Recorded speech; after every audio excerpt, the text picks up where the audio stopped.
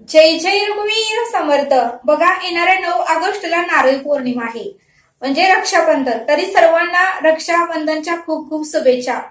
बघा, समर्थ म्हणतात की भाऊ आणि बहिणीचं नातं हे रक्ताचं असतं. बघा, म्हणले समर्थ, आयुष्यामध्ये आपल्या म्हणजे काही ना काहीतरी चढ उतार हा प्रत्येकाच्या आयुष्यामध्ये असतो. आणि बघा, म्हणले समर्थ, जर छोटं संकट आलं तर त्यावेळेस आपल्याला मित्र मैत्रिणी किंवा आपले जे आई वडील असतील तर ते मदत करू शकतात. पण जर मोठं संकट आलं तर बघा, म्हणले समर्थ, आपल्याला आपल्याला भावाची मदत घ्यावी लागते किंवा भावाला फोन करावा लागतो. आणि ज्यावेळेस आपल्यावर संकट येतं, संसाराचं असू द्या किंवा कोणतंही संकट असू द्या, तर तो भाऊ आपल्या मदतीला येतो, म्हटले समर्थ. म्हणून समर्थ म्हणतात की भाऊ आणि बहिणीचं नातं हे फार महत्वाचं आहे. आणि म्हणूनच त्या दिवशी आपण भावाला राखी बांधून तो सण साजरा करतो, असं समर्थ आपल्याला ते सांगतात. बघा, म्हणले समर्थ, आजकालच्या युगामध्ये, आजकालच्या कलियुगामध्ये आपल्याला भावा आणि बहिणीचं नातं हे संपत चाललेलं दिसत आहे, संपुष्टात येत आहे. का तर म्हणले समर्थ, भाऊ आणि बहिणीचं नातं बघा, शुल्लक कारणासाठी दोघांचेही वाद होतात आणि वर्षानुवर्ष भाऊ बहिणीला बोलत नाही.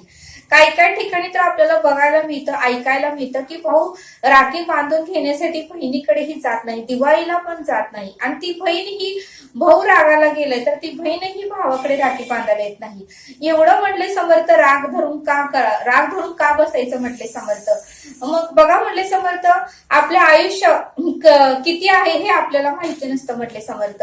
ज्यावेळेस एखादी बहीण किंवा भाऊ ह्या आयुष्यातून निघून जातो त्यावेळेस रडत बसण्यापेक्षा आहे तोपर्यंत नातं समजून घ्या, नात्याची किंमत करा आणि एकमेकांना समजून घेऊन, जरी प्रत्येकाच म्हटले समर्थ चुकत नसतं, काहींचं चुकतं तर काहींचं बरोबर असतं.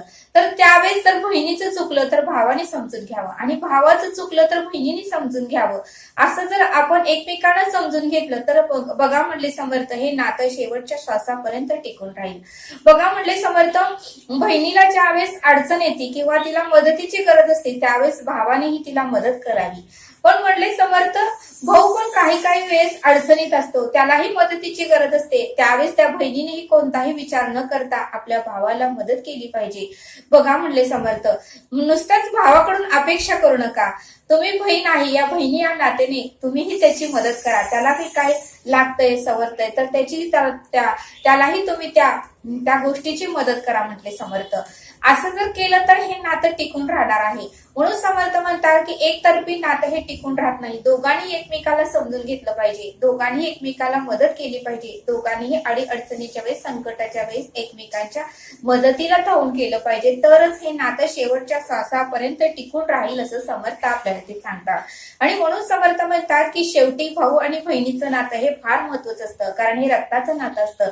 बाकीच्यांना आपल्या बद्दल दया माया प्रेम येणार नाही, पण भाऊ आणि बहिणीला एकमेकाची दया आणि प्रेम येईल, म्हटले समर्थ. कारण दोघांनी बालपण एकत्र घालवलेलं असतं, दोघांनीही आयुष्यामधले आपल्या आई वडिलांचे जे संकट आहेत, म्हणजे संसारामध्ये परिस्थिती, म्हणजे वाईट परिस्थिती, चांगली परिस्थिती बघितलेली असते, दोघांनाही अनुभव असतो. दोघंही एकत्र शाळेला गेलेले असतात, एकत्र घरी आलेले असतात. त्यामुळे भावा आणि बहिणीचं नातं हे फार महत्वाचं असतं. त्यामुळे दोघांमध्ये म्हटले समर्थ, शेवटच्या श्वासापर्यंत माया प्रेम ही राहिली पाहिजे, एकमेका दोघांनीही समजून घेतलं पाहिजे, असं समर्थांनी आपल्याला ते सांगितलं. बघा, समर्थ आपल्याला छोटासा बोध देतात. समर्थ म्हणतात की एकदा शिशुपाल आणि त्याची आई ज्यावेळेस एका गुरुंकडे गेले. बघा, शिशुपाल हा लहान असल्यापासून, 6 महिन्याचा असल्यापासून तो नेहमी आजारी पडत होता. त्यावेळेस त्या शिशुपालच्या आईला फार वाईट वाटत होतं आणि ती नेहमी आपल्या बाळाला बरं वाटावं त्यासाठी ती अनेक उपचार करत होती. आणि तिने एकदा एका गुरुंना विचारलं की हा माझा मुलगा शिशुपाल नेहमी आजारी पडतो, तर मी काय केलं पाहिजे. बघा, त्यावेळेस ते गुरु म्हणाले की ह्याला कितीतरी वैद्यांकडे नेलं तरी हा काही बरा होणार नाही. यावर एकच उपाय आहे की तू श्रीकृष्णांच्या हातामध्ये या बाळाला दे, म्हणजे त्यांच्या या स्पर्शाने ह्या बाळाला काही होणार नाही, हे आजारमुक्त होईल. पण त्या तुझ्या बाळाच्या मृत्यूचंही कारण श्रीकृष्णच असतील. त्यावेळेस मात्र तिला वाईट वाटू लागलं, पण तरी पण ती म्हणाली, ठीक आहे, माझ्या बाळाचा जर आजार कमी होणार असतील किंवा आजारी जर पडणार नसेल, तो उत्तमाचं त्याचं आरोग्य राहावं असं वाटत असेल, तर मी नक्कीच श्रीकृष्णांना माझ्या घरी बोलवते. आणि बघा शिशुपाल आणि त्याची आई त्यांच्या घरी गेले आणि त्यांनी श्रीकृष्णांना आपल्या घरी बोलवलं. व श्रीकृष्ण हे शिशुपालच्या घरी आले. त्यावेळेस त्या शिशुपालच्या आईने शिशुपालला श्रीकृष्णांच्या हातामध्ये दिलं आणि बघा ज्यावेळेस श्रीकृष्णाने त्या शिशुपालला घेतलं त्यावेळेस मात्र त्या शिशुपालचे पूर्णपणे आजार कमी झाला. त्यावेळेस बघा त्या शिशुपालच्या आईला फार वाईट वाटू लागलं आणि शिशुपालची आई श्रीकृष्णांना विनंती करू लागली, त्यांचं नामस्मरण करू लागली आणि श्रीकृष्णांना म्हणू लागली की हे श्रीकृष्णा परब्रह्मा, तुम्ही ईश्वर आहात, परब्रह्मा आहात आणि मला गुरुनी सांगितलं आहे की माझ्या मुलाचा मृत्यूचं कारण ही तुम्हीच असणार आहे आणि कृपा करा आणि अशी कुठलीही वेळ आणू देऊ नका की जेणेकरून त्याच्या मृत्यूचं कारण तुम्हीच बनाल. त्यावेळेस मात्र श्रीकृष्ण काहीच बोलले नाही. श्रीकृष्ण म्हणाले, जे होणार ते कोणीही बदलू शकत नाही, पण एवढं मात्र मी तुला नक्की सांगतो की तुझ्या मुलाचे 100 अपराध मी माफ करेन. कितीही त्याने पाप केलं तरी 100 अपराध होईपर्यंत मी त्याला काहीच करणार नाही, एवढं मात्र मी त्याच्यासाठी करू शकतो.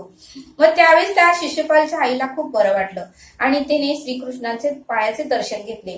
आणि बघा ज्यावेळेस मग श्रीकृष्ण निघून गेले, मग शिशुपाल मोठा झाला, राजा झाला आणि मग त्याच्यामध्ये गर्व वाढला, अहंकार वाढला, मीपणा वाढला आणि मी सर्वस्व, मी हुशार, माझ्यासारखं कोणीच ताकदवर नाही आणि मी सर्व काही आहे असं त्याच्या मनामध्ये गर्व वाढू लागला आणि हळूहळू परत त्याचे पाप खूप वाढू लागले. लोकांना त्रास देऊ लागला, लोकांना मारू लागला, काही अपमान करू लागला बऱ्याच लोकांचे. तरीही श्रीकृष्णाने त्याच्या आईला वचन दिलं होतं की 100 अपराध होईपर्यंत मी त्याला काहीच करणार नाही. श्रीकृष्णांनाही वाईट वाटत होतं की एवढा हा पाप करतोय तरीही आपण शांत चित्तेने का ऐकून घेतोय असं त्यांनाही वाटत होतं. पण शेवटी त्यांच्या आईला श्रीकृष्णाने वचन दिलं होतं की 100 अपराध होईपर्यंत त्याला मी काहीच करणार नाही. त्यामुळे श्रीकृष्णांनाही त्याचे 100 अपराध होईपर्यंत शांत बसावं लागलं. मग ज्यावेळेस शिशुपालचे 100 अपराध पूर्ण झाले त्यावेळेस मात्र श्रीकृष्णाने कोणताच विचार केला नाही आणि सुदर्शन चक्र सोडलं. आणि ज्यावेळेस सुदर्शन चक्र सोडलं त्यावेळेस श्रीकृष्णांच्या अंगठ्याला लागलं आणि मग मात्र तेथे द्रौपदी आली, धावत आली आणि तिने बघितलं की श्रीकृष्णांच्या अंगठ्यातून रक्त येत होतं आणि मग मात्र तिने शालू घातला होता.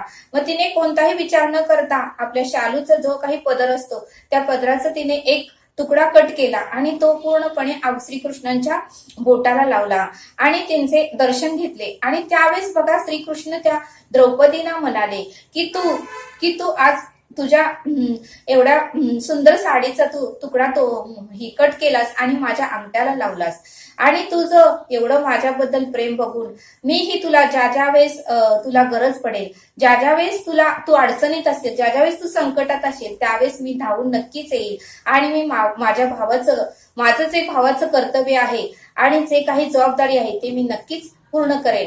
आणि त्या दिवसापासून बघा रक्षाबंधन म्हणजे नारळी पौर्णिमा हा सण आपण साजरी करतो आणि भाऊ बहिणीला राखी बांधतो आणि बघा अशा पद्धतीने तो सण साजरा केला जातो. त्या दिवसापासून तो सण साजरी करण्याचा प्रथा पडली आहे असं समर्थांनी आपल्याला ते सांगितलं. आणि म्हणूनच समर्थ म्हणतात की बहिणीनेही भावाला मदत करावी, भावानेही बहिणीला मदत करावी, एकमेकांना समजून घ्यावं, एकमेकाच्या अडचणी समजून घ्यावा.